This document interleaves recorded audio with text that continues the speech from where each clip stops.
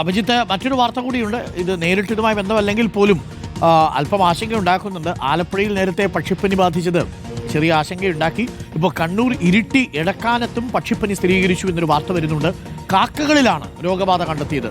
അവിടെ താറാവുകളിലാണ് കുട്ടനാട്ടിൽ പക്ഷിപ്പനി കണ്ടെത്തിയതെങ്കിൽ ഇവിടെ കാക്കകളിലാണ്. വളർത്തുപക്ഷികളിൽ രോഗം കണ്ടെത്തിയിട്ടില്ല എന്നത് അല്പം ആശ്വാസമുണ്ട്. എങ്കിലും ജാഗ്രതാ നിർദ്ദേശം പുറപ്പെടുവിച്ചു എന്നതാണ് അറിയുന്നത്. നിലവിൽ പക്ഷികളെ കൊന്നൊടുക്കേണ്ട സാഹചര്യമില്ലെന്നാണ് അധികൃതർ വ്യക്തമാക്കിയിരിക്കുന്നത്. അഭിജിത്ത് മുഴക്കുന്ന ആശങ്ക വേണ്ടതില്ല.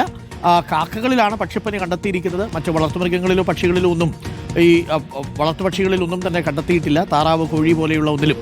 അത് അല്പം ആശ്വാസകരമാണ്. എന്തായാലും ഉടനെ കടുത്ത നടപടികളിലേക്ക് നീങ്ങുന്നുണ്ടോ? അതല്ല, ഒരു ജാഗ്രതാ നിർദ്ദേശമുണ്ട്. കൂടുതൽ സാമ്പിളുകൾ പരിശോധിക്കുകയാണോ സംഘം ഇപ്പോൾ? അഭിജിത്ത്,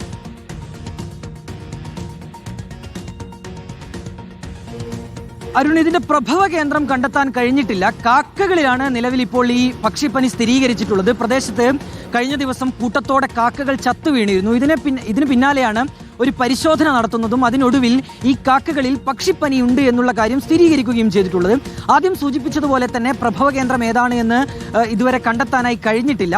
അതിനാൽ തന്നെ ഒരു പ്രത്യേക സ്ഥലം കേന്ദ്രീകരിച്ച് ആ രീതിയിൽ ഏതെങ്കിലും തരത്തിലുള്ള നിരീക്ഷണം ശക്തമാക്കുക എന്നുള്ള ഒരു നടപടിയിലേക്കല്ല നിലവിൽ കടന്നിട്ടുള്ളത്. കലക്ടർ നൽകിയിട്ടുള്ള മുന്നറിയിപ്പ് ആ പ്രദേശത്തൊരു ജാഗ്രതാ നിർദ്ദേശം വേണം എന്നുള്ളതാണ്.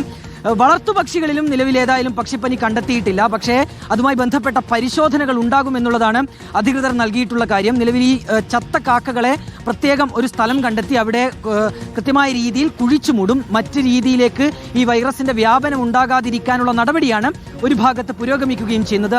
അതേസമയം തന്നെ ജാഗ്രത വേണം എന്നുള്ളൊരു നിർദ്ദേശം ഏതായാലും അധികൃതരുടെ ഭാഗത്ത് ഉണ്ടായിട്ടുണ്ട് അരുൺകുമാർ. ആ രീതിയിൽ ഏതെങ്കിലും സംശയം അങ്ങനെ ശ്രദ്ധയിൽപ്പെടുകയാണെങ്കിൽ ബന്ധപ്പെട്ടവരെ അറിയിക്കാൻ കൂടിയുള്ള ഒരു നിർദ്ദേശം കൂടി ഏതായാലും നിലവിൽ ഇപ്പോൾ ഈ ജില്ലാ ഭരണകൂടത്തിൻ്റെയൊക്കെ ഭാഗത്തുനിന്നുണ്ടാവുകയും ചെയ്തിട്ടുണ്ട്.